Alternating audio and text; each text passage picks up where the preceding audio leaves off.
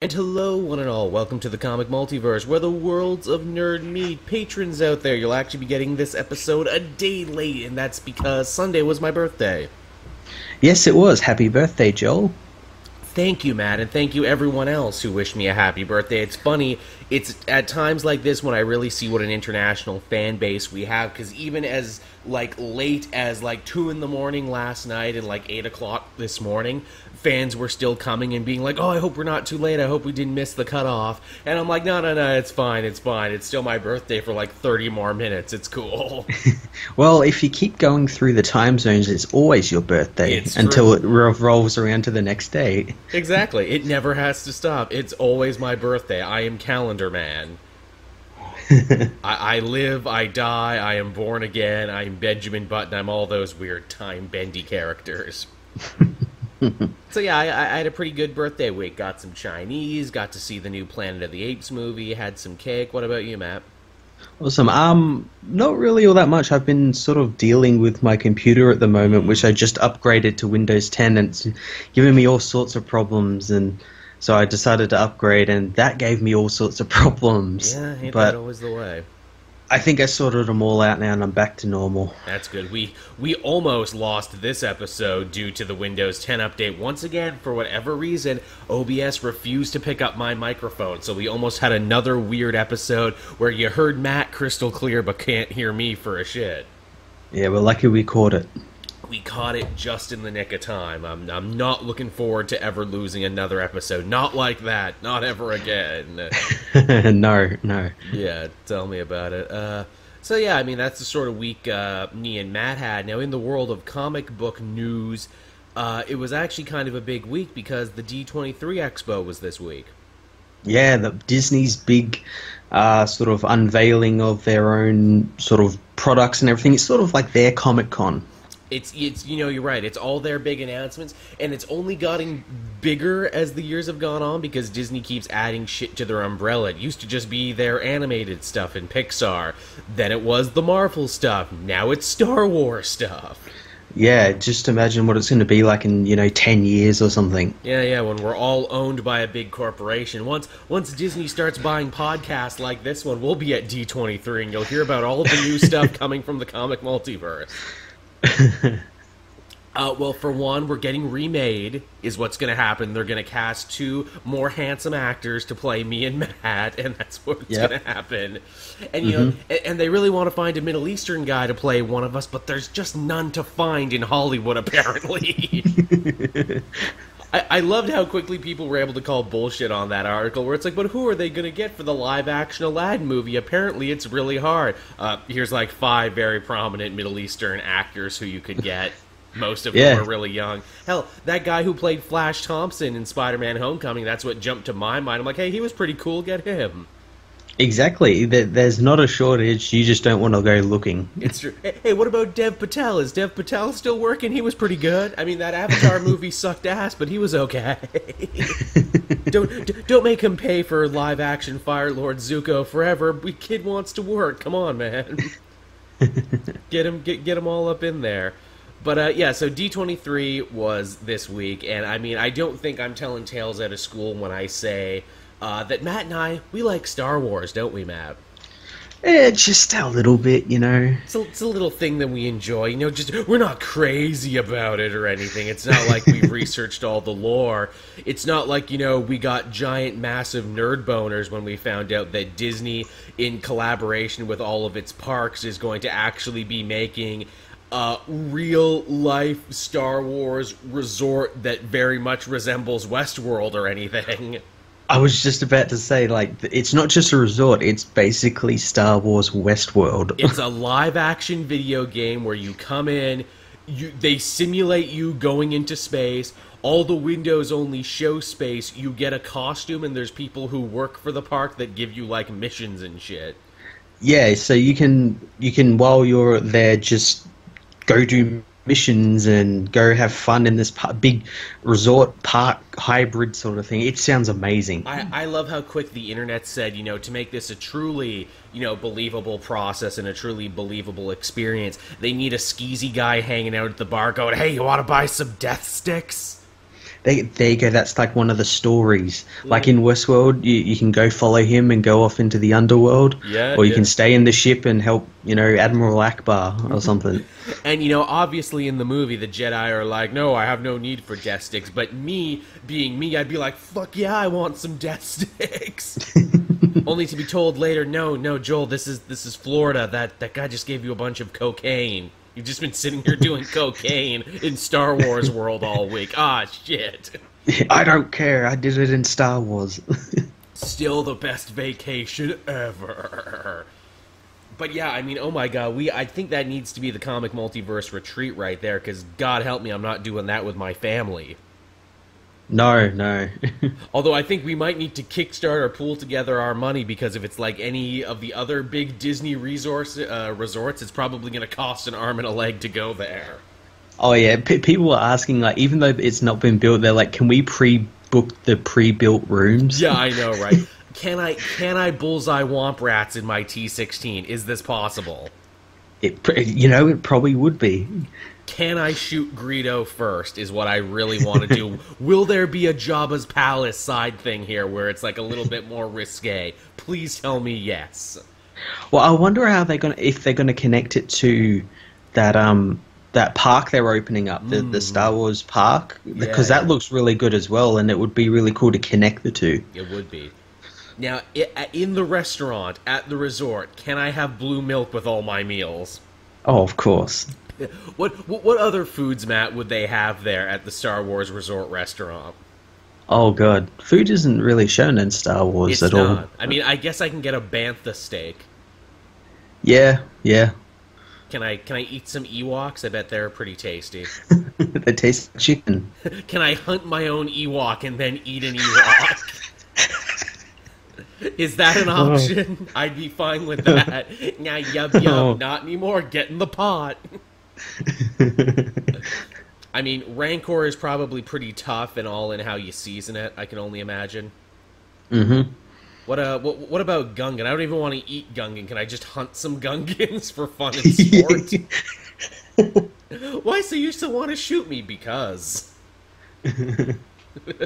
That's a whole thing. There's just some poor bastard there walking around his Jar Jar trying to give you a mission. Hey, do you still want to help me? No, fuck off. Stop accosting the guests.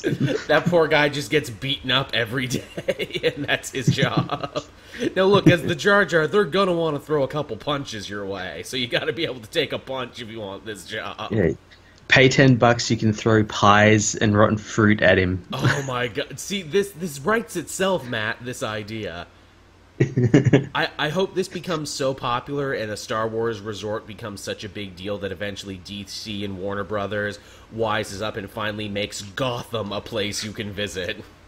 I'd like Gotham and Metropolis. Dude, the Gotham Metropolis resort theme park? That'd be nuts. I know I've pitched this idea before. It's like, get some ice cream at Mr. Freeze's ice cream shop. Go to the Poison Ivy Botanical Gardens. Yeah, visit the Iceberg Lounge. There you go. Oh my god, you have dinner at the Iceberg Lounge. You ride the teacups in Alice in Wonderland World, and they're like big hats and shit. Yeah, you can go to Carnival, like Joker sort of Carnival. Oh, of course, Joker and Harley's Carnival. You can go down in the sewer, and that's where they have like all the water park rides, like Killer Croc's Wild Ride.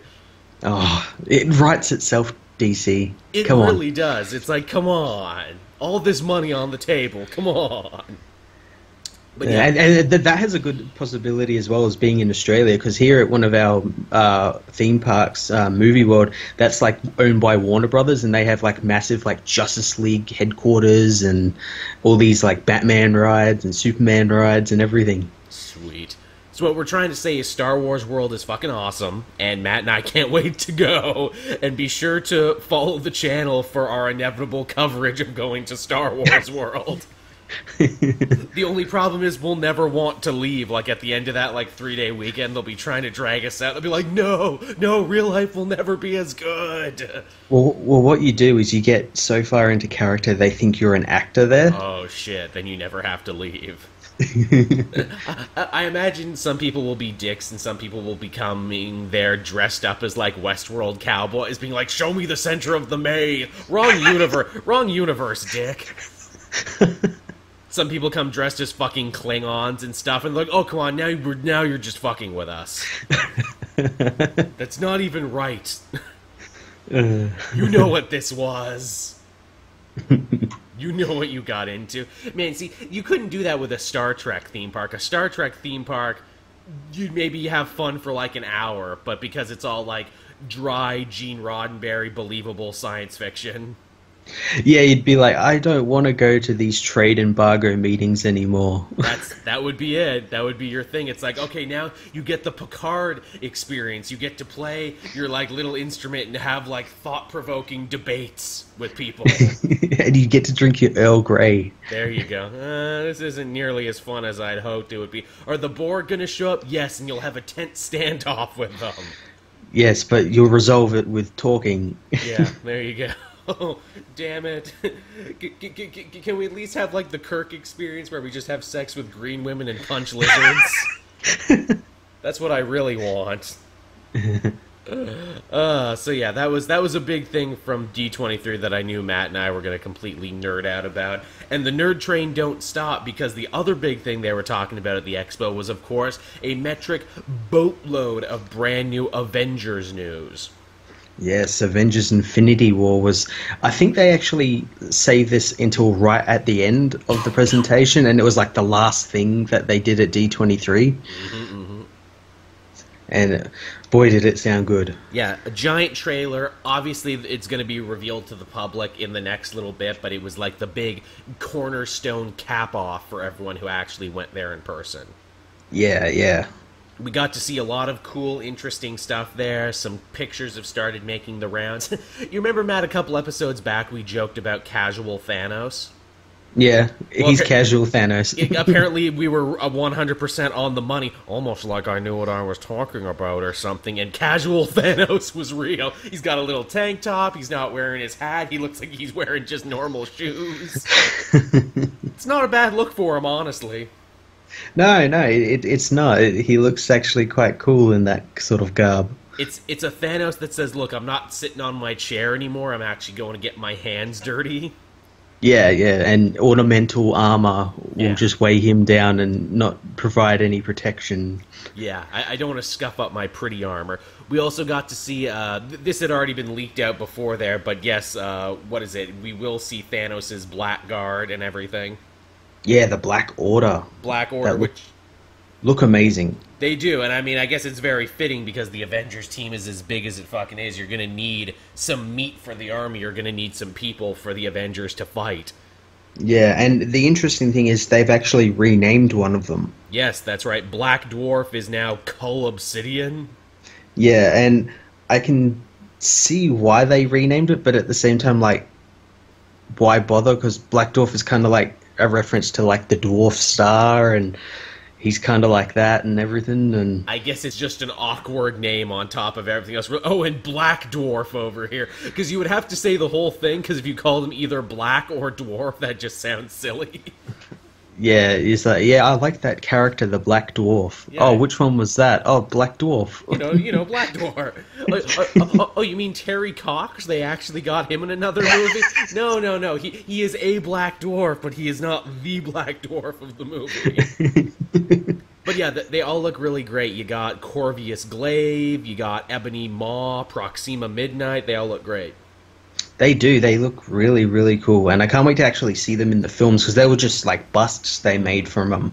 In the movie, they're actually, I think, going to be a mixture of CGI and practical. Yeah. They seem to be rewriting a little bit of canon, too, by being like, oh, well, all of the Black Order are the children of Thanos.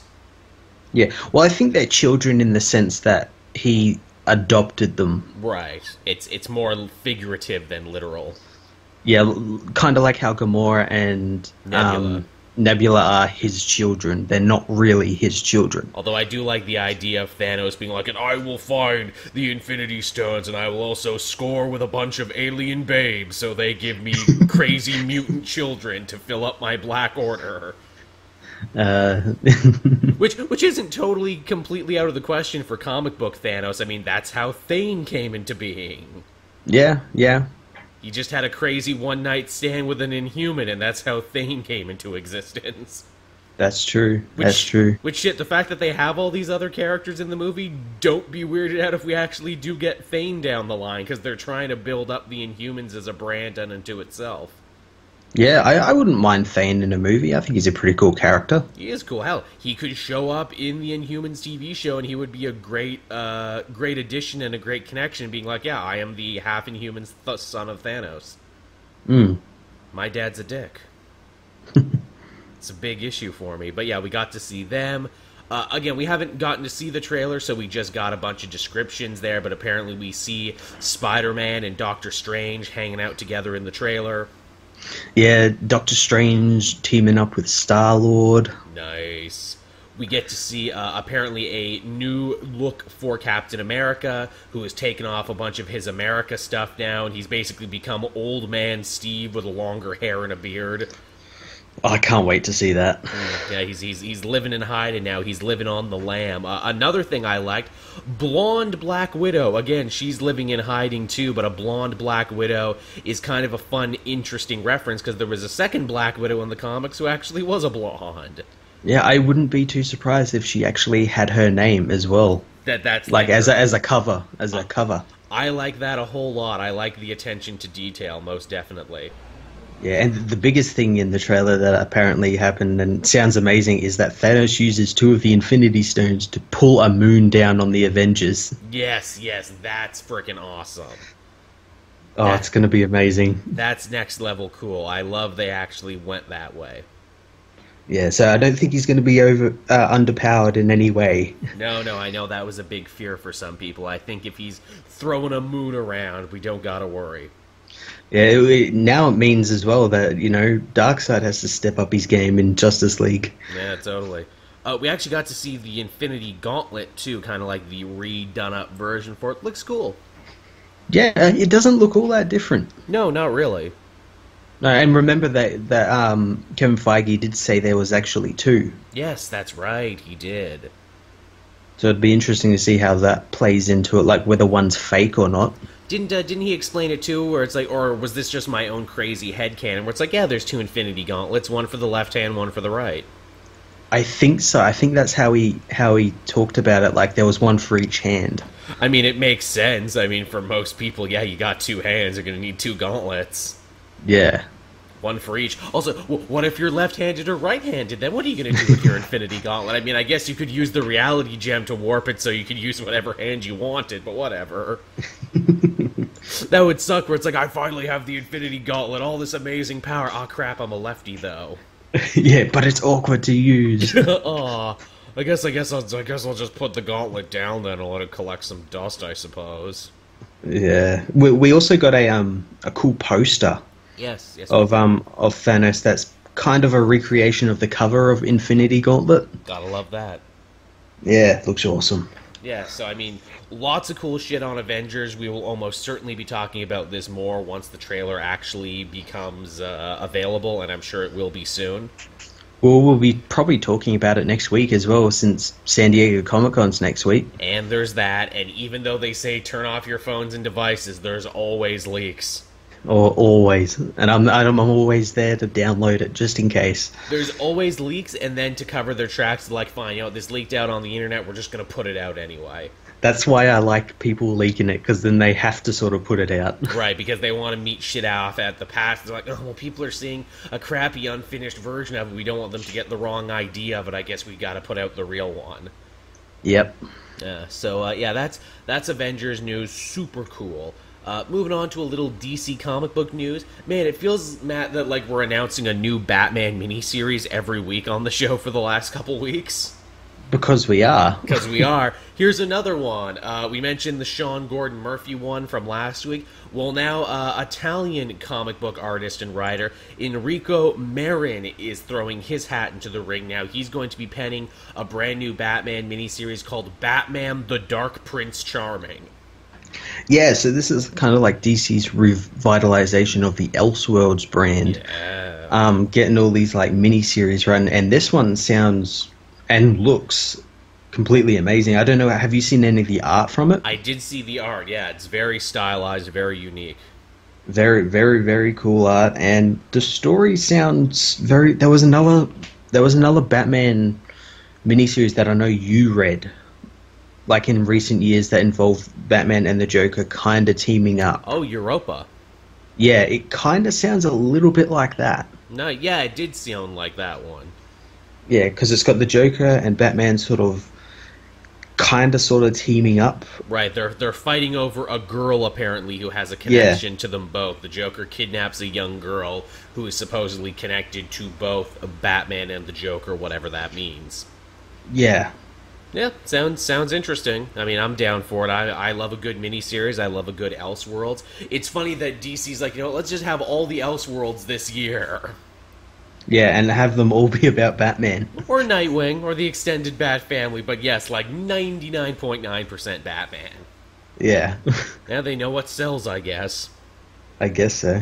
Speaking of Batman and what sells, in the realm of the movies, I'm sure you heard this, Matt, but Matt Reeves, the guy who's probably coming off one of the biggest successes of the summer with War for the Planet of the Apes, he's going to be directing that new Ben Affleck Batman movie, but it was announced this week he's completely junking Ben Affleck's script and starting from scratch. Not just Ben Affleck's script, Jeff Johns' script as well. Oh, that's right. They worked on it together, didn't they? Yeah, and they were very proud of that script, apparently. They were. I remember Kevin Smith, although this isn't saying much, was like, oh, yeah, that's an Oscar-caliber script right there. I got to read it. Yeah, even though he probably didn't. Even though he probably didn't, even though I think Kevin Smith thinks everything is an Oscar-caliber script these days.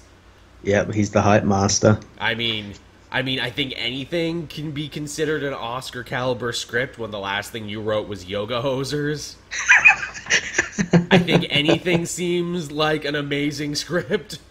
I agree. I'm sure I could send him like one of mine and he'd be like, oh, that's an Oscar caliber sketch or script right there. I like that there was no weird sausage Nazis in it. I like that Justin Long didn't become a weird walrus man in your story. Yeah, it's probably because I wasn't high when I wrote it. I got high after I wrote it. That's what you gotta do. But yeah, so yeah, he completely junked the script and is starting from scratch. Probably for the best, maybe? Yeah, I don't know. And well, considering like this role for Ben Affleck kind of made him turn to the drink. Yeah. I'm intrigued to see. I really hope that script leaks, just so we can get an idea of what it was exactly about. But it usually always does. It is kind of strange that he is doing that, especially since they went so far as to announce like the villain, kind of its setting and everything. They even cast the villain. They cast Joe Manganiello as Deathstroke. Yeah, a long time ago, and it's like, is this movie actually moving ahead? Maybe. which means like, because apparently he's in Justice League as well, as sort of like the tie-in to this movie. Sort of like, hey, pay attention to Batman because he's going to be in there. So is he going to be in Justice League now? Which apparently huge chunks of Justice League are getting rewritten and refilmed. Oh, huge chunks. They brought in another director and everything. Look, here's the thing. Whether you like to admit it or not, I think Wonder Woman did huge. And DC and Warner Brothers being reactionary the way they are, like, oh, fuck, that was actually a hit. Change everything to make it more like Wonder Woman. Yeah, which in turn is more like Marvel. Yeah, which is like, I can't believe it took you this long to get here, but look, if it makes the movies better, and if you start making better choices, sure. I know I absolutely loved that last Apes movie to death, so I have high hopes for Matt Reeves and what he can do. I haven't had a chance to see it, but I do know it will be really good. It's really nice. It's funny, all those other Apes movies were pretty complex when it came to the idea of villains. Because, like in the first movie, it's like, yeah, you technically had villains, but they were more like stock types that were supposed to represent, human greed and cruelty and avarice. What is it? Then the second one, there wasn't really much of a villain. There was a lot of factions that made a lot of good points. It's in the third one with Woody Harrelson, they actually have the first real villain of this new reboot series. Yeah, he sounds like a really good villain. He's really great. Just to put it into perspective for you and show you that the Apes movies still have all the same biting social commentary that they did back in the Heston days, Woody Harrelson plays a military commander who is a skinhead human supremacist who denies all scientific research and tries to build a stupid wall that won't help anybody. No, I'm not even joking. A huge chunk of this movie is about Woody Harrelson building a stupid wall that, like, 10 seconds after the movie's over, it's like, wait, even if you finished that wall wouldn't have fucking helped anybody. It's almost like the wall was a big smokescreen for all these fights he couldn't win or something. Also, again, Andy Serkis turns in a fucking amazing performance. Hey, can Andy Serkis be in Batman? There you go. Who would you cast him as? I cast him as maybe like the Penguin or something. I could see him being an amazing Clayface. Oh yeah, because he is an actor and an actor who always disappears into his roles, and he can become anyone and anything through the power of technology. I really want Clayface as a villain, even though he's not a villain in the comics anymore. I really want him as a kind of tragic villain in a Batman script, mainly because we haven't seen it, but also it allows some really great creativity with the character. It's true. Just take the Clayface episode from Batman the Animated Series and make that into a movie. It was a 2-parter. Just adapt that and stretch it out to 2 hours. There you go. It's literally one of the best episodes they ever did. And I mean, hey, you really get to show off with all your tech wizardry and everything by showing Clayface move and change and everything. Mm-hmm. Hell, Spider-Man, they're going to keep making those movies, obviously. Andy Serkis for Mysterio, that would be a good choice. Yeah. A prop guy who's all obsessed with the movies. Oh man, you could totally change his origin to be like the reason Quentin Beck got disgruntled with Hollywood is because he was all about practical effects and doing it real, and he lost his job to like the big computer companies and all the big CGI makers and everything, and that's why he's mad at Hollywood. That'd be pretty cool. The only problem I can see with that is that Serkis already plays Ulysses Claw. Oh, fuck, that's right. They can't double dip on him. Oh, he's going to be really good in Black Panther. Although, that being said, the DC or the Marvel movies do double dip, but it's only in minor parts, not like in big parts. Yeah. That's the problem. Shit. All right. But yeah, that's Matt Reeves on Batman. Kind of crazy to see them throw the script out. I agree with what Matt says there. If they throw it out, I would just really like it to show up online at some point so we can see what they were doing. Yeah, I'd like to see what they were adapting. It's clear, though, that they're kind of, writing on the run right now, and whatever plan they had, Wonder Woman's massive success changed whatever their plan was. Yeah, that's why I tell people never to believe if when they announce a new movie, never believe it until that movie's literally shooting. Yeah. Because I don't think we'll be getting a Nightwing movie anytime soon. That Gotham City Sirens probably ain't going to be happening. They're apparently looking at directors for Suicide Squad 2, and it's like, really though? Really? Yeah. Maybe concentrate on the movies, that people want to see, maybe. Yeah, like Superman and another good Wonder Woman movie. Yeah, let's see if you can do a good sequel, guys. Speaking of DC stories, and sometimes scary stories, October is coming up, Halloween is coming up, and apparently DC Comics has a whole rollout of horror stories they're going to be doing. Yeah, in sort of this kind of special they've got going called House of Horror. Yes, House of Horror, which, DC used to be kings of the seasonal comics. They used to always do Christmas specials and Halloween specials and everything. It's nice to see they're bringing them back. Yeah, well, they started with the Christmas special because DC Rebirth had one. That's right, it did. And it was really great, and now they're doing a Halloween one, which looks to be very interesting. Mm-hmm. It's a nice showcase piece, too, for new and upcoming writers as well. Yeah, this is, I think, to do with they did it with the Christmas one as well. I think it's the writers they do in their sort of intern program thing they have. It's a new writer showcase, yeah. Yeah. There's also some talk, too, that, hey, Ragman and Deadman might be coming back, too, for these around the same time. Or Deadman's actually getting his own miniseries by Neil Adams. That's right. He's getting one, and Ragman might be getting a new ongoing, too, so it's a good time for horror characters. Yeah, and this will actually be Deadman's second miniseries. Yes, that's right. Yeah, that's right, because he had House of Love or whatever. Yeah, that kind of gothic romantic thing. Yeah. Yeah, so that's cool. I always like to see, like, what is it, lower tier characters or more niche cult characters get new kicks at the can.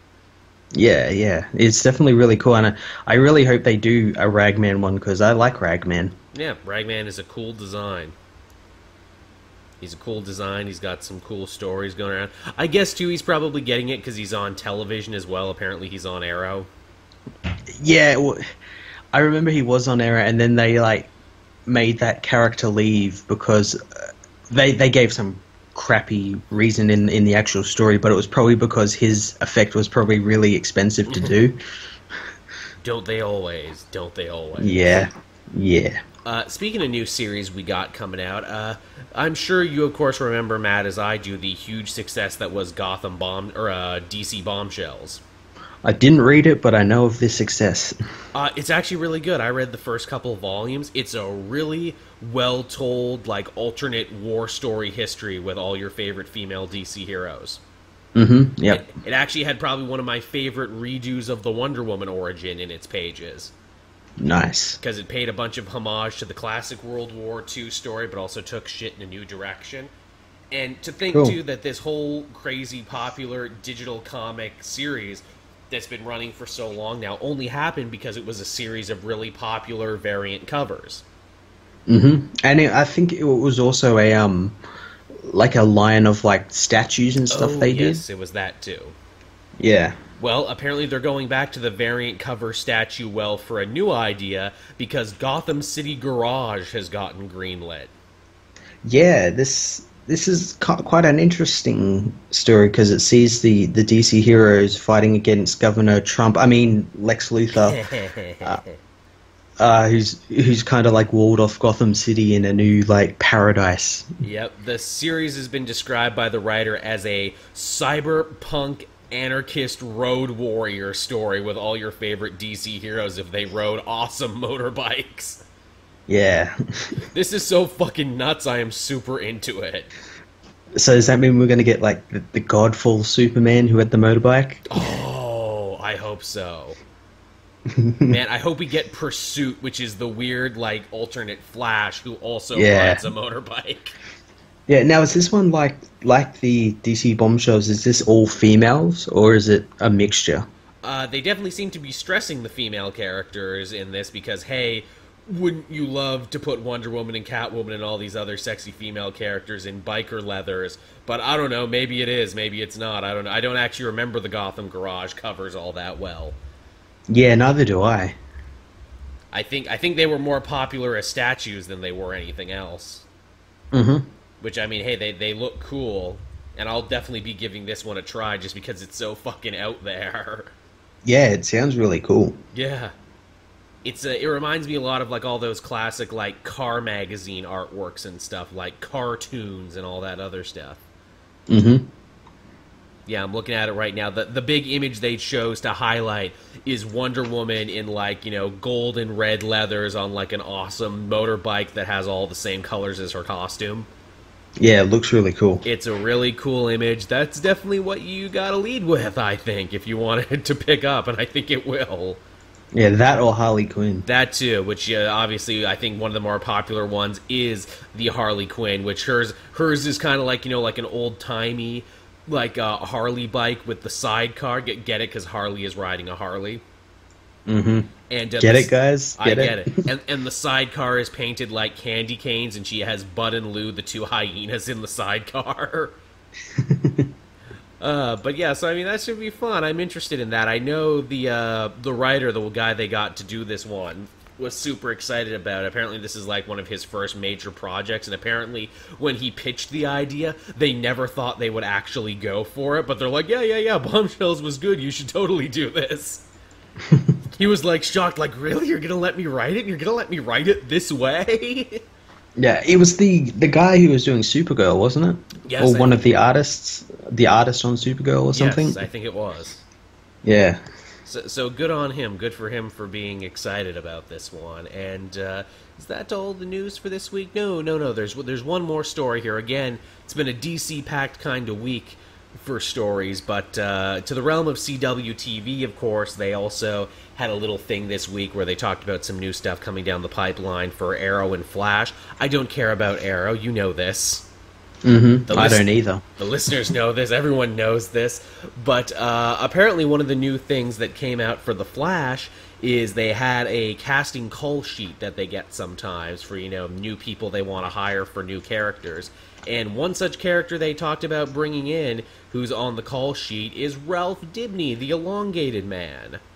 Yeah, this is quite interesting. He seems like the perfect fit for television. The stretchy effect seems like it wouldn't be that expensive to do, and I like the idea of having a Murder, She Wrote detective in the CW universe. Yeah, definitely really cool. I hope they cast someone who's a little bit older. Well, here, I'm glad you mentioned that, Matt, because on the actual sheet, it's actually looking for someone in their 30s, but the thing they're looking for is, fun older gentlemen, which I thought was kind of weird. I'm like, you want a guy in his 30s, but you want him to be like a fun older gentleman.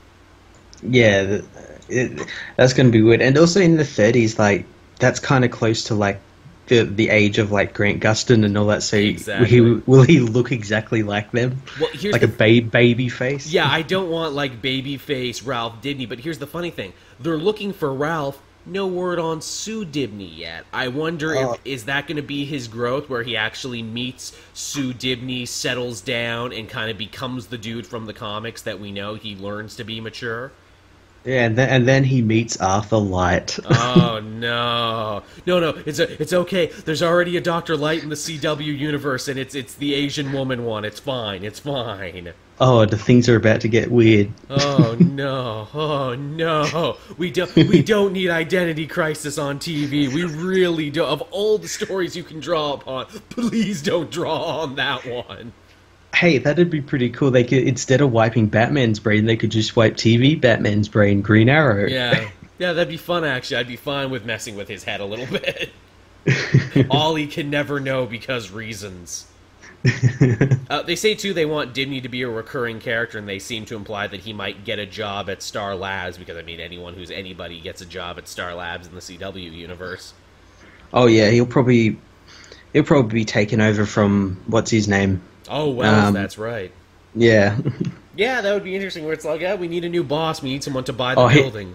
Here we go, they go back into the time, get Tom Cavanaugh. Hi, I'm Ralph Dibney. Oh, fuck. Yeah. I'd be like, that's stupid, but then I'd be like, I really like Tom Cavanaugh on this show, so I'll let it slide. I'm the Wells of Earth, 70. Look, if you weren't one of the secret weapons of this show, and if I didn't love you to death, how you find new and interesting ways to play the same character every season, I'd be mad at this. But I'm not, so okay, Tom Cavanaugh, you can be Ralph Dibney too, sure. Oh, no, you wouldn't want that, though, because if he's Ralph Dibney, they'd have to write him out by the end of the season, because he's like a freaking Harry Potter teacher, Tom Cavanaugh. They keep needing to find ways to write him out at the end of every season. But yes, that was the news for this week, everyone. Lots of interesting stuff, lots of stuff to be excited about, I feel. Yeah. Now, I suppose with that, we can talk about what we read this week. It was a lighter week, but there were some pretty big books. It was a really light week. I'm almost finished everything for the week. Same. Depending on when I put this episode out, I might be one behind. I've read everything but Uncanny Avengers this week. Cool. I haven't read that one either. So there you go. Tick that off the list. There you go. We won't be spoiling each other on that book. What would you like to talk about first, Matt? Let's start with Dark Days, the casting. Holy fuck, man. Talk about one of the most loaded comics I've read in a long time. Talk about a nostalgia boner. Oh, God, yeah. Every page was like, hey, remember this? Yeah, this is the book that rewards people like us who've been with DC for years and have read through all these different crises and big books and everything. This one rewarded that. Oh god, yeah. I mean, it's basically tailor-made for continuity junkies. If you just got into DC Comics in the last couple of years with DC Rebirth, you are gonna be so fucking lost. You're going to be lost, but it does a pretty good job of telling you what's what. Yeah. My favorite slight reference that they did is that early on we meet like the Council of Immortals, who are like Ra's al Ghul and Vandal Savage, and Wizard Shazam. There's a lady in the background named Miss Seward who Ra's is talking to. You know who that is? Who's that? That's Mary Seward, Bloody Mary from I, Vampire. Oh Jesus, that's Scott Snyder going back. That's because he wrote I, Vampire for a little bit. Yeah. So he's quoting himself in this. He's tagging his own work because let's face it, Scott Snyder is a huge fan of the works of Scott Snyder. Yeah, oh, he really is. This one is filled with shit like that. What stuck out to you, Matt, in this one particularly? It's hard to pick just one. It really is. I liked the little explanation we got on metahumans. Yes. Which, here's my question, is this just the metahumans for this new dark universe they're trying to spin out who are affected by the metal, or are they implying that every metahuman in the DC universe gets their powers because of this metal? Well, the way it sounded like it's because they were talking about like the original people who found out about metahumans and stuff like that, and they were only allowed a 4-letter abbreviation, and that became meta out of metal. Yeah. And so I imagine maybe it's all of them, because it goes back to like Hawkman working with the Black Hawks and everything. Which is a great continuity shout out. Yeah, and finding Despero and everything. It goes back to all that, so I guess that's maybe all the metahumans? I mean, I guess I know a bunch of fans wrote and asked me that question. We're like, did they just retcon the entirety of the universe? Basically. Sort of. Yeah, I mean, I guess it breaks down to like, well, what characters in the DC universe are legit metahumans and who got their powers from other things. Like, obviously, Superman is an alien. He's not a metahuman. No, and Flash is a metahuman, but he got his powers through the Speed Force and everything. Which is a whole other thing that, as far as we know, isn't connected to the metal, as far as we know. Yeah, but like people like... maybe someone like Metamorpho or something. Yeah. Just has it, yeah. Yeah. Like people who were born with their powers or just kind of have them. Yeah.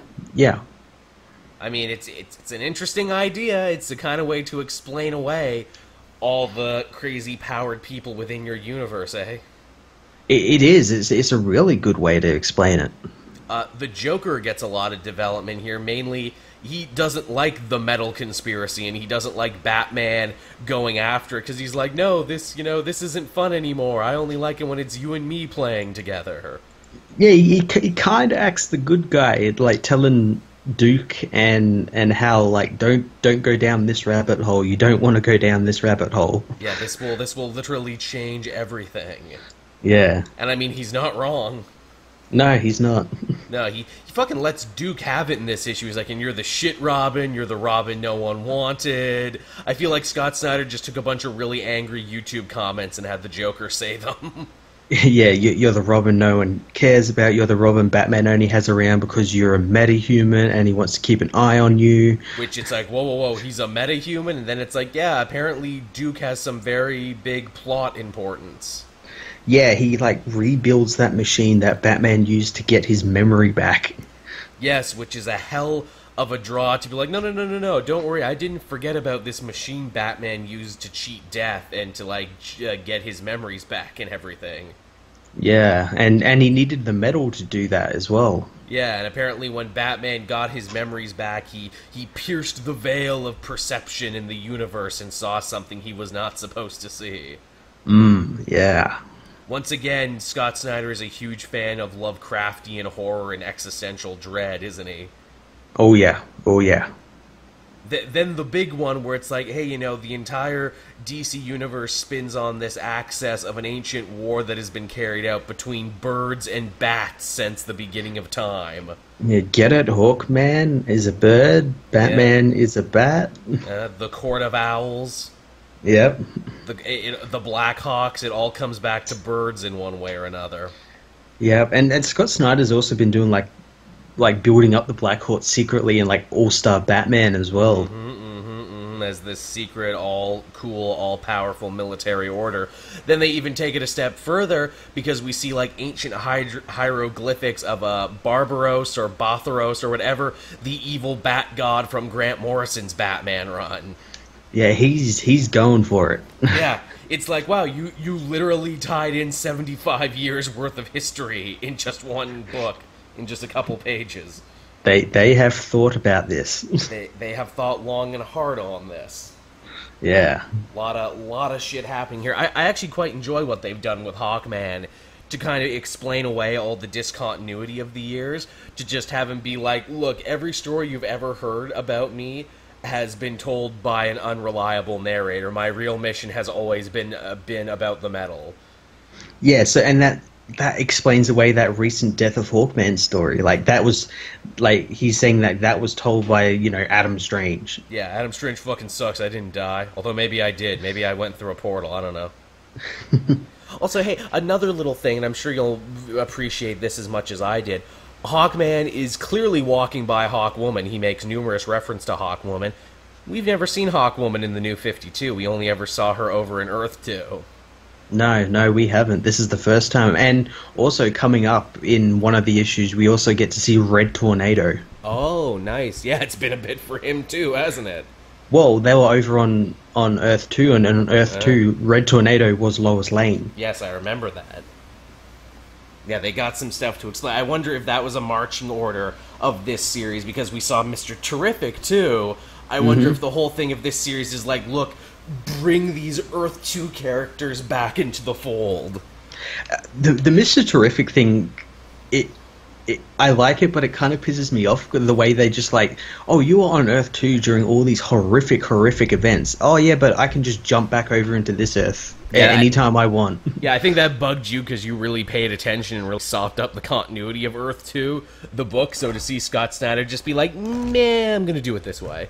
Well, that as well, but like, he had access to this thing that's like, hey, I can save everyone on Earth 2, but I'm not gonna because Batman needs me to find some shit out about metals. Yeah.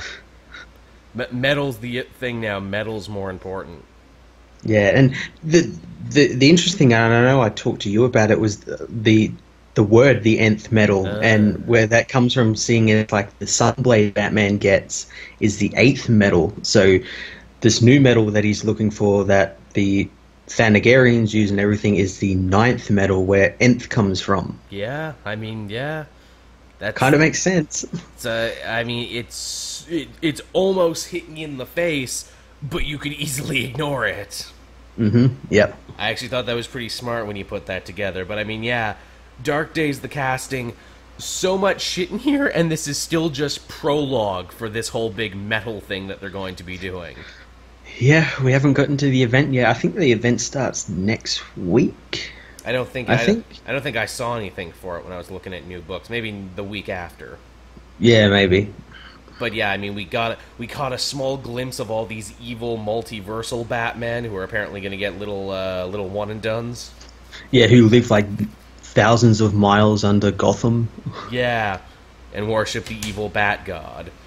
Yeah. It's a lot of shit. It's a lot of stuff going on, Matt. Yeah. It's cool, though. It's really fucking cool. It is. It is exactly like an old school DC event, like Infinite Crisis or, Countdown or something. It feels like that.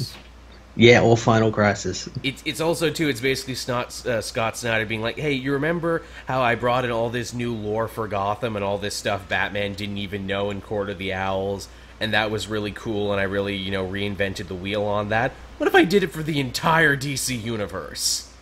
Yeah, I'll just give everything going into Rebirth year 2. Everything's going to be changed. And it's like, this shit's so big, it's like, goddamn, I'm almost forgetting about the Watchmen threat right now.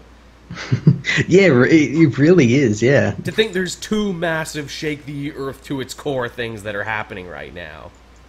Yeah, and we just had come out of like big things like Superman Reborn and The Button and all that sort of stuff. To think even in Detective Comics this week, Zatanna, when she gives him the Deus Ex Machina machine, is like, look, this might not, this will give you the answers, but you might not want to hear them, especially not you, who is fighting no less than 3 ghost wars against gods and magic metals and ancient conspiracies and everything else. Yeah, like, are you gonna want to know all the answers? You're a busy fucking man, Batman. You got a lot happening. But yeah, that was Dark Days. Dark Days was cool. There's no word of a lie on that. No. What else was this week? Spider-Man 2, #1. You read this, I didn't. I did. Yeah, it was fine. It was fine, yeah. I mean, the problem here is obvious, or at least it should be obvious to everyone, and that is that the whole question at the end of the original Spider-Man... Did you read the original Spider-Man? I didn't, but I know what it's about. Yeah, we were still working at Comic Book Cast back then. This was 5 friggin' years ago. That book came out. The big stinger at the end of it was Peter going to his computer and being like, oh, who is the 616 Miles? And he found out, and apparently the news was shocking. And then for 5 years the question was, oh, who could it be? Only everyone stopped caring about who the 616 Miles was because we just got Ultimate Miles crossing over at the end of Secret Wars and just getting to hang out. But apparently Bendis really cares, and Bendis really wanted to answer this story. So literally the exact same portal from the first series opens up in the same warehouse, and both Spider-Man and Miles go and check it out. Yep. Cool. And then Taskmaster comes through, who I think they say it's Ultimate Taskmaster, but it doesn't look like Anthony Masters from the Ultimate Universe. And again, it's like, but Bendis, didn't you invent Ultimate Taskmaster? So why does this guy not look like him? Unless that's not the Ultimate Universe, unless that's another universe. Yeah, it kind of sounds like they're not very sure on what it was meant to be. That just so happened to open up in another place at the same time. Also, and this is a hell of a thing, apparently Spider-Man and Peter Parker and Miles remember what happened in the original Spider-Man, and they remember that Miles is actually from another universe, despite the fact that they don't bring it up in any of the other books, despite the fact that Miles tells his new origin in friggin' Spider-Man #1 from the new Marvel. Again, apparently people in the comments section told me, no, they've said it before. I'm like, I don't remember them saying it before. I think Bendis is just making shit up again. Or at least saying, I don't care what those other writers wrote, even me, this is how it's gonna be now. But yeah, I mean, beyond that, it was mostly just setup. Okay, then. I mean, it's interesting, I guess. We do actually get to catch a glimpse of 616 Miles, and he lives in, like, Hollywood or some shit, and he's, like, all scarred up and older and everything. It's like, oh, are they implying that this Miles might be a bad guy or something? Ooh. Yeah. And That'd be pretty interesting. Yeah, and also he was from New York, but he left New York. Okay, then. Yeah, I mean, I'll give it a try, even if in my heart of hearts I'm just like, I think you guys waited too long to tell this story. Yeah, as you said, it's like, what, 5 years or something? 5 years. Yeah, Jesus Christ. Maybe it was a little too long. Now, on the upside, though, it was nice to see a story where Miles and Peter are actually hanging out and doing fun stuff together, because it feels like there's been a distinct lack of that in both of the Spider-Man books. Yeah, I can definitely see where that's happened, seeing as like Peter running a company and all that sort of shit. I mean, hell, Miles has had a better relationship with Tony in the, in his post-Ultimate Universe jump over. Which is weird, because that always seemed to be the promise, even at the end of Secret Wars. It's like, hey, you're here now, let's swing off into the night and have, like, fun, cool Batman and Robin adventures. But we never got those. Nah. Just because they know everyone wants them. I guess. Well, you can't give fans what they want. If you give fans what they want, they'll get complacent. They'll expect it every time. Yeah, they can't do that with Brian Michael Bendis, because, you know, he stays on a book for like 5 issues then leaves. Yeah, and for those who think I'm shitting on Bendis, don't worry, I read Defenders this week too. That was awesome. I'll talk about that later. Cool. I reviewed the first 2 issues, and my reviews like got lost somewhere, so I'm just going to wait till issue 5 and just do like issues 1 to 5. So it's a really solid arc. Again, it's more stuff with Diamondback. messing with the heroes. Diamondback, who seemingly has superpowers now that he didn't have before. Yeah, he just suddenly has them for some reason. Some people kicked up an interesting theory in the comments section. That is, like, it seems that, well, I'm sure you noticed, Diamondback owns a club in the comic called Club Ultimate. Mm-hmm. Which, again, is clearly Brian Michael Bendis making reference to the Ultimate Universe. Yeah. Someone kicked the theory where it's like, what if this Diamondback that we're seeing is actually Ultimate Diamondback? Interesting. Well, that is kind of interesting, since we've been getting Ultimate characters every, like, here and there. Like, we've just gotten Jimmy Hudson. Yep. We've obviously just gotten that obviously Spider-Man, what they're doing. Yep. And yeah, maybe. Is Bendis, like, trying to backdoor the Ultimate Universe into existence? Is this, like, his big plan?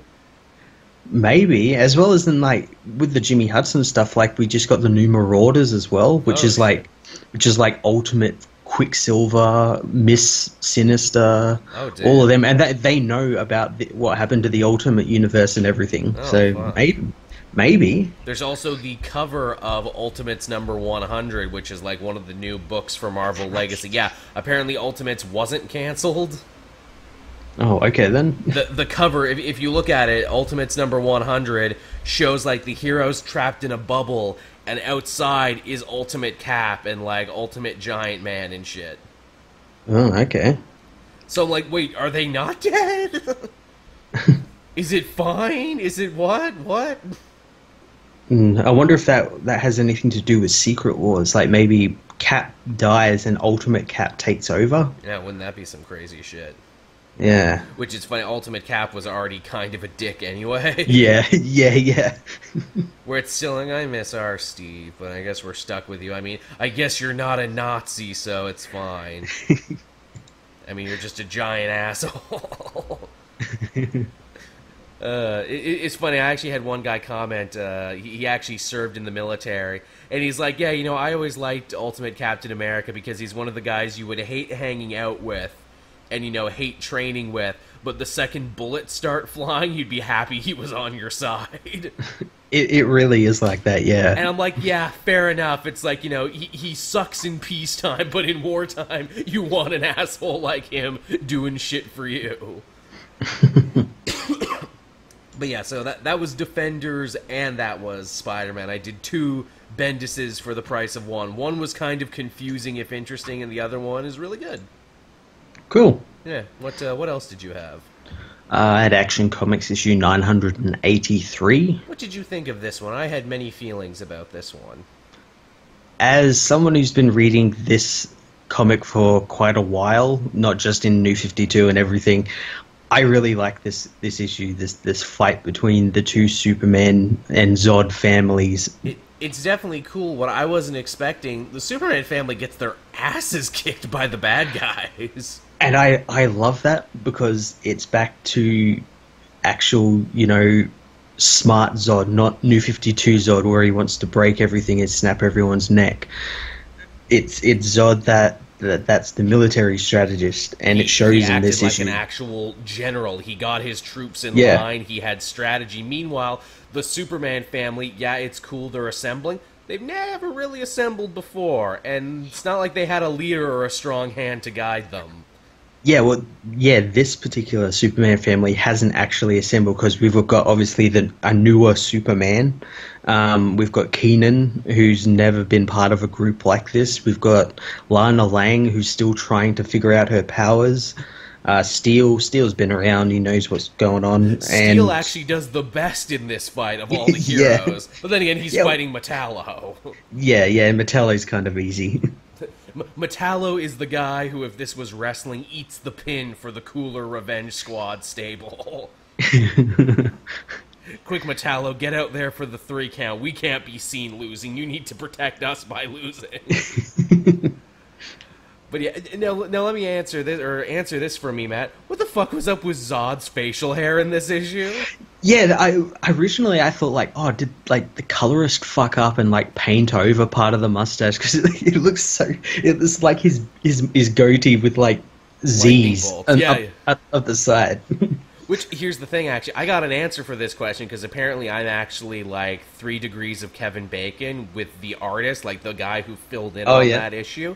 Apparently that's just his thing. He's super detail-oriented, and that's just what he does. Okay, yeah, well, that's the new artist of Action Comics, Ivan Bogdanovich or something. I can't remember what his last name.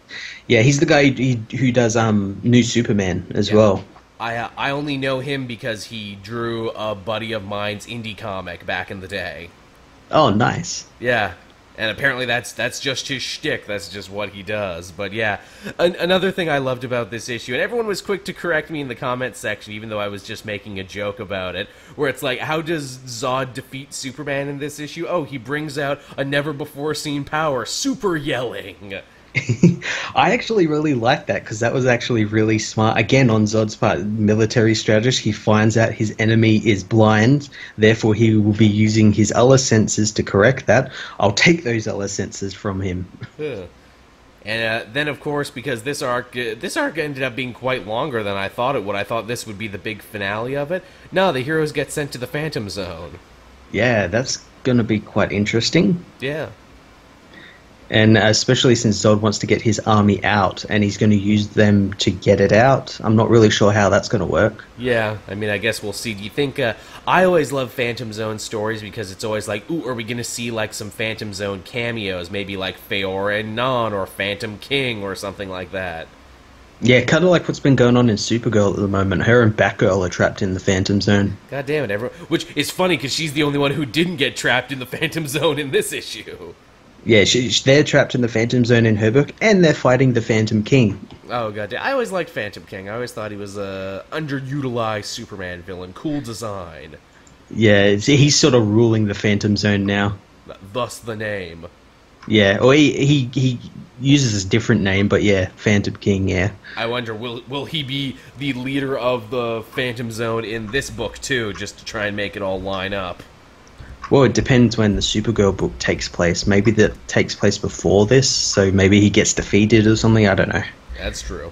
But yeah, you enjoyed it. I was kind of lukewarm on it just because I'm like, wow, this arc just keeps on going, huh?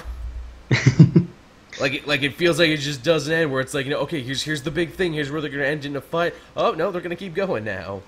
I think next issue is the ending of it, or at least the ending of, like, round 1. Right. Yeah, because before they pick up in a couple more issues or something. Right, because they got to go back to Mr. Oz in the next little bit.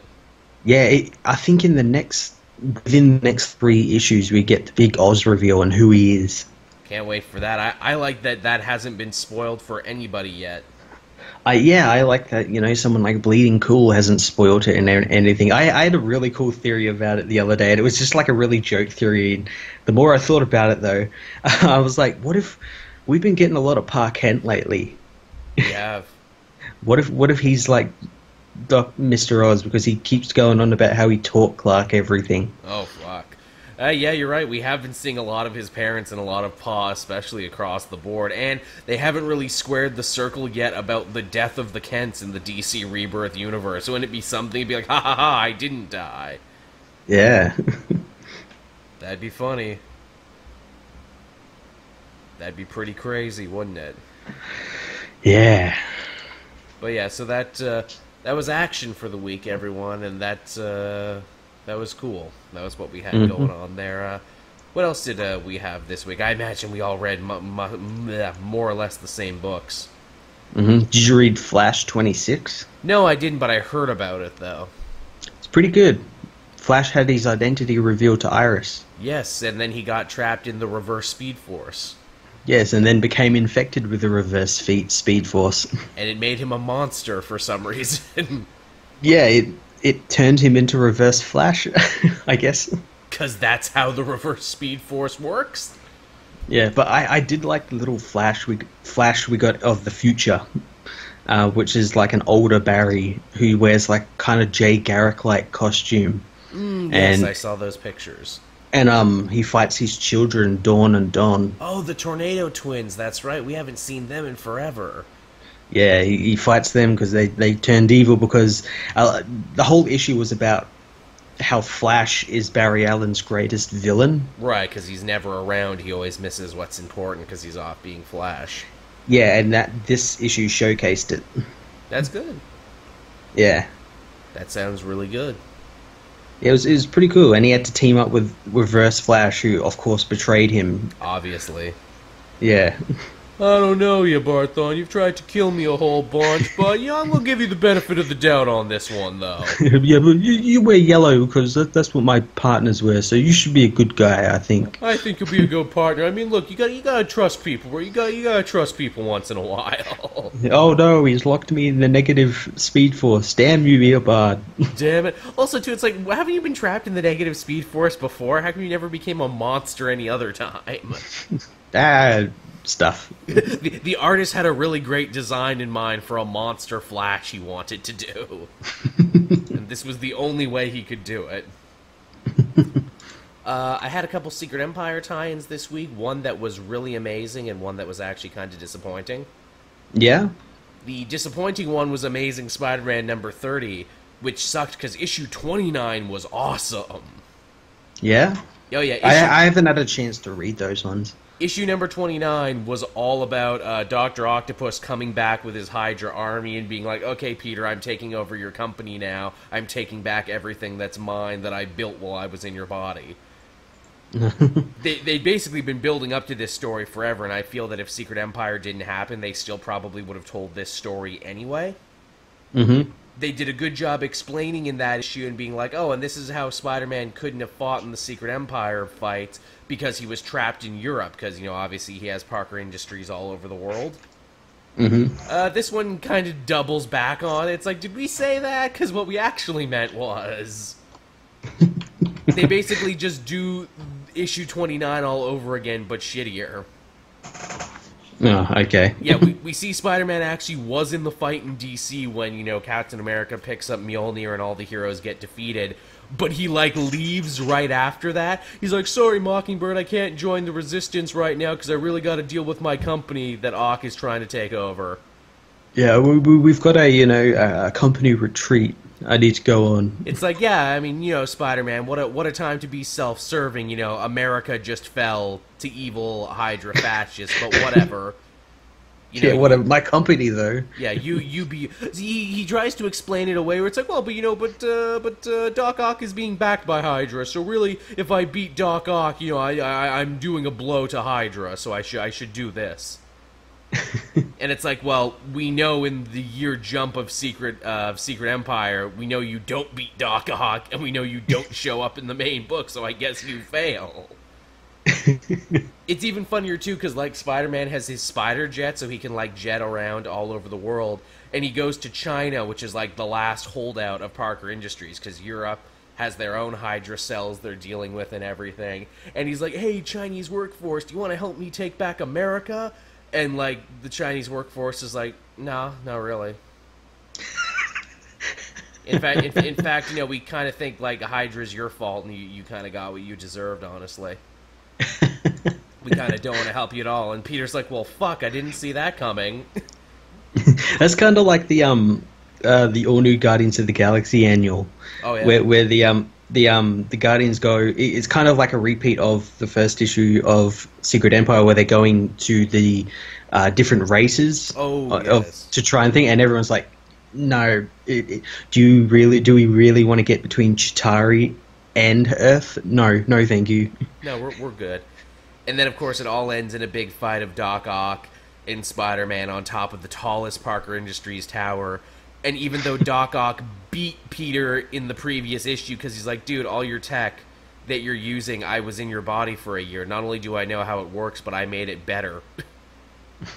And Peter's like, well, I got all my spider vehicles now that I'm going to use against you is what I'm going to do. And Doc Ock's like, dude, again, I flip a switch and I now control your spider vehicles. What the fuck? Did you actually think this was going to work?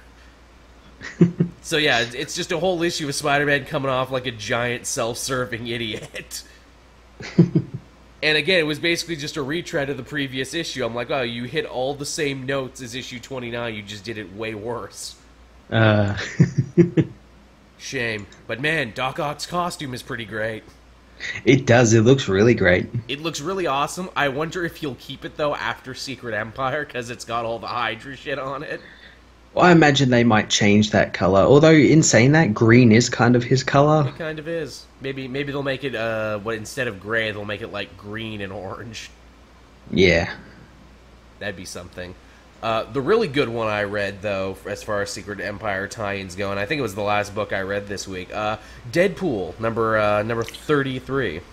I read this one as well. Man, what an emotional gut punch this issue was. I know, it's from Deadpool of all characters. Man, Duggan's done it a couple times. He did it in The Good, the Bad, and the Ugly. He did it again, like, near the tail end of his original Marvel Now run, and he's doing it here, where he's like, man, Deadpool is the ultimate sad clown of the Marvel Universe.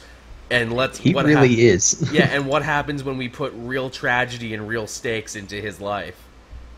Yeah, and it's pretty horrible. It is. Deadpool loses everyone important to him in this issue. It's like, obviously we saw in the issue before this that he's working for the Hydra government, hunting down heroes, but he's not really trying to do a good job. Like, he's trying to Oscar Schindler it. He's trying to, like, bring them down from the inside out by just being super incompetent at his job while also trying to protect his daughter. Yeah, he's like, yeah, I brought you guys 3D Man. He's really bad. Oh, he's a dangerous radical. No telling what he could do. He could lift a whole car. Dangerous man. And his daughter's super pissed at him because of everything that he's been doing, and she's rebelling against him super hard in school and everything. I mean, they had problems even before the Secret Empire, and this is making everything way worse. Yeah, I like that little part of this at the school, how the principal's yelling at her and he just punches her out, and her first reaction is like, "Oh, take his wallet." Yeah, take his wallet. And he's like, "Hey, we don't do that. We find out how much is in the wallet first, and then we decide it's a wallet by wallet basis is what we do. This you just can't steal every wallet." But yeah, then it turns into this whole story of like his daughter being like, where is my mom, essentially? And it's the first time she says this in regard to Agent Preston, who's been there since the very beginning of the Jerry Duggan series. Deadpool lived in her mind for a little bit, and she's been such a great character. I think probably one of my favorite new characters of the last 5 years. And it's the story of how they fell out, and they fell out in a really horrible fashion. Yeah, she kind of finds out that Coulson was killed by Deadpool on the orders of Steve Rogers. Yeah, and it's just like the worst thing ever. And again, Deadpool is trying to help her. He is lying to her. She escapes a bunch of Hydra guys who have been taken over, and it's just such a fucking tragedy. It is like a Shakespearean tragedy. And at the end, his daughter basically asks him, why did you do it? Why did you betray all your friends and family and all these people who loved you? And, it just fucking shreds you, because he says, basically, I love you more, and because you're a mutant and because this horrible, evil, fascist government is in control, it's actively not safe for you anymore. Mm-hmm. They might kill you, they might dissect you, they might do whatever, and I'm going to do everything in my power to try and protect you, even if it costs me my very soul. Yeah, that was a really nice moment. It's nice and it's horrible, and it's just like, goddamn, man. Just goddamn, like, who would have thunk it that, like, the character that would get the most out of a Secret Empire tie-in was Deadpool? I know, right? Yeah. And it reestablishes, too, where it's like, hey, Steve and Wade actually became really good friends after Wolverine's death. Yeah, and the thing is as well, like, they didn't have to do any of this. They could have just done like, oh, we'll make Deadpool like a heartless killer again, and he'll be like a killer for Hydra, and he'll just be going around killing people. They didn't have to go this route, but they went this route, and it's paying off. Yeah, Duggan does tragedy very well. Yeah. I don't think he gets enough credit for it, but yeah, this is actually shaping up to be one of his best Deadpool stories, probably since Good, the Bad, and the Ugly. Mm-hmm.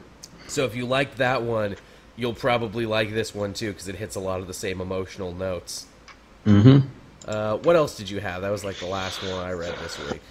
I had X-Men Blue, which itself was a Secret Empire tie-in. I was hearing some mixed things about this. I heard some people didn't like this one for a couple reasons. I haven't really heard anything because I've only just read it recently. But I liked it. I thought it was pretty cool. We see the blue team lead an insurrection on New Titan against Zorn, who is obviously the puppet of Emma Frost. I think some people didn't read the Emma Frost book, and so they didn't know that, so they were confused. Yeah, maybe. And she's like really mad that they're sort of leading this insurrection that's kind of causing unrest in a really fragile peacetime. So she sends a strike team against them, and the strike team is comprised of people like Toad, Marrow, Firestar, and their leader Havoc.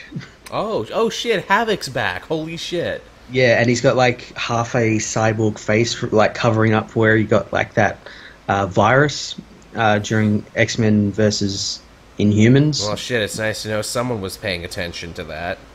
And yeah, he just destroys the team, absolutely destroys them, and takes them back to New Titan, where Emma Frost tries to start to convince Cyclops to join her.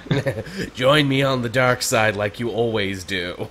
Yeah, like your other older person did. Yeah. Well, I mean, you two were fucking. I mean, we're not fucking yet, so I mean, it's gonna be rough for me to betray my friends. I'm not saying make with the ass if you want me to make with the betrayal. I'm just saying one makes the other more palatable. I would love if that turns out to be like the reason why he like turns on his friends. And again, it's like, you know, his big excuse is like, well, have you seen her though?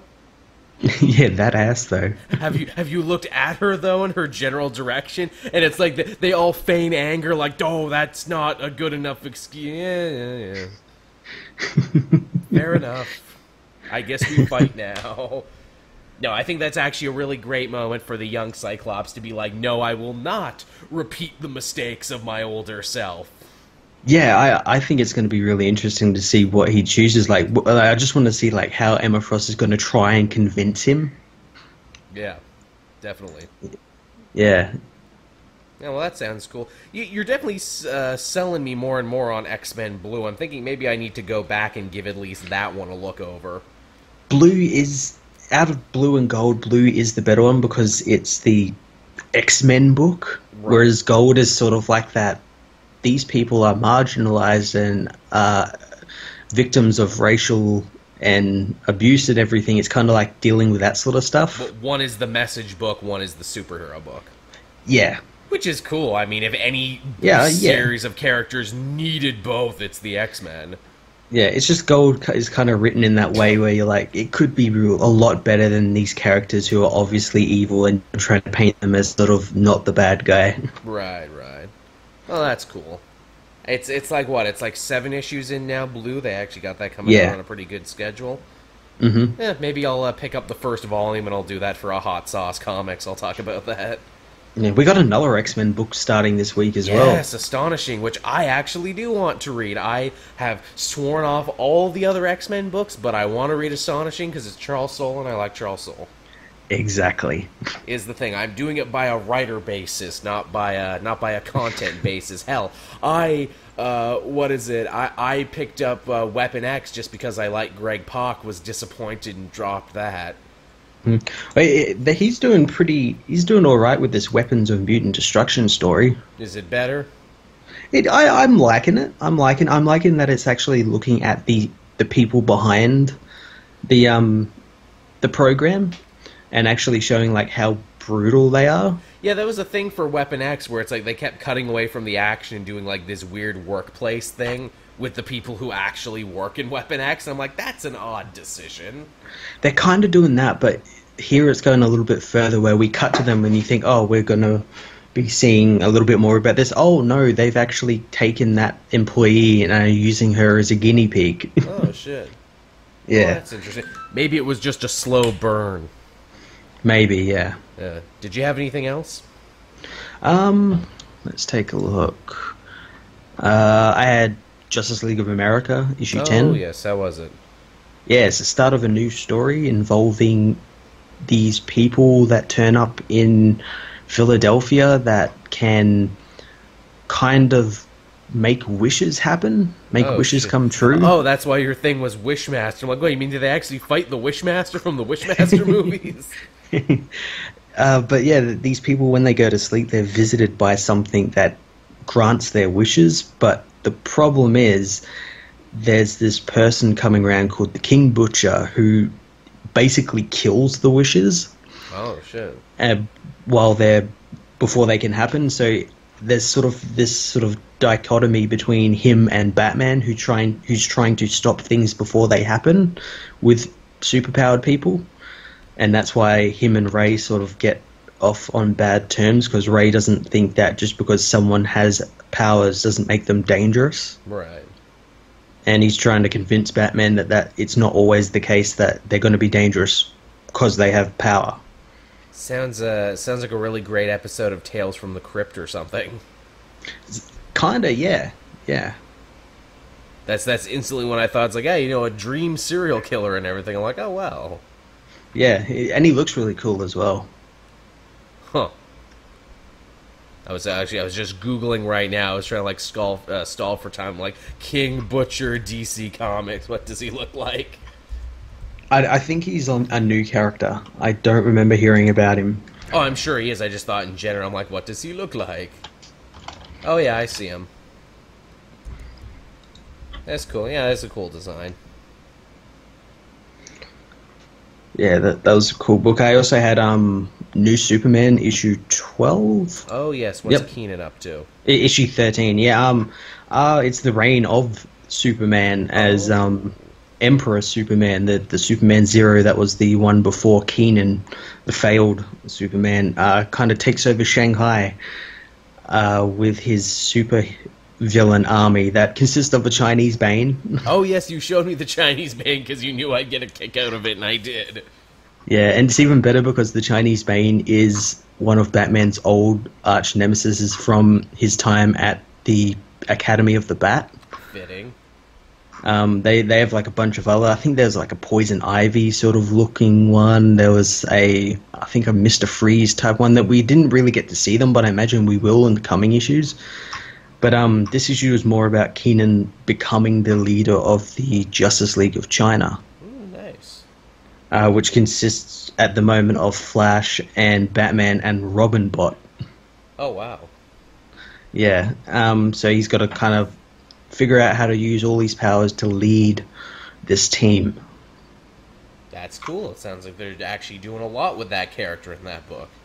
Oh yeah, they totally are. Like every other story is about him learning more about his powers and becoming stronger. Yeah, that's good. I feel in many ways that's kind of DC's answer to what Marvel's doing with all their young heroes trying to find their way in the world books. It's hitting very much of the same notes. It's good. It's good.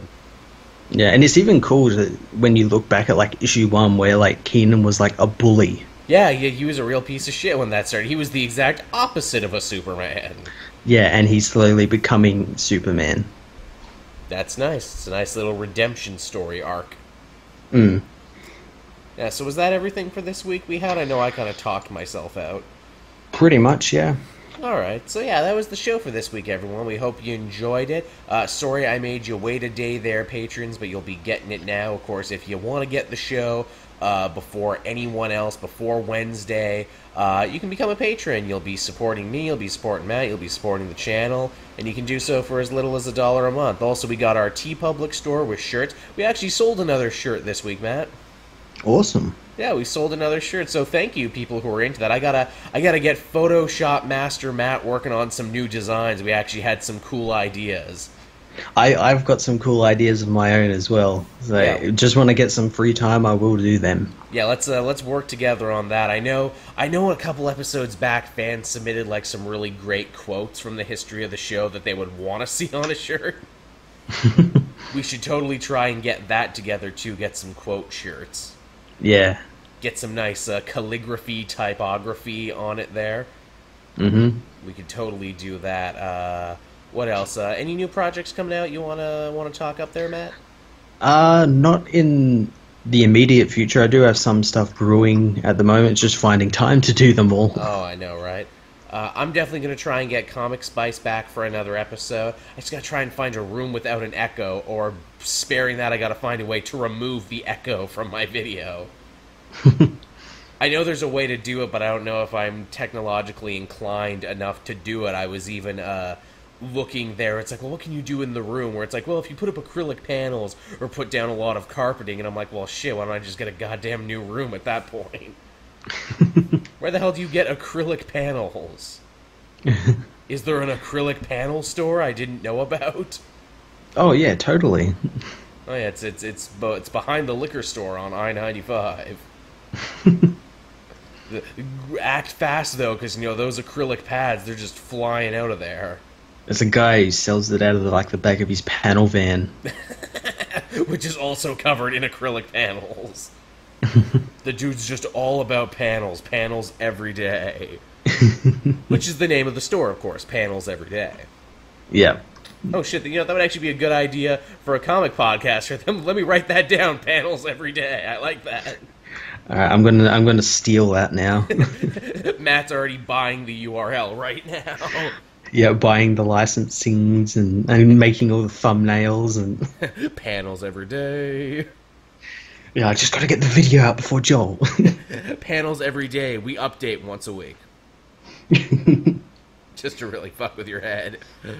And on that note, I think I'm overtired, overstimulated. But thank you, everyone, for watching and listening. We hope you like the show. We'll be back again, same time next week.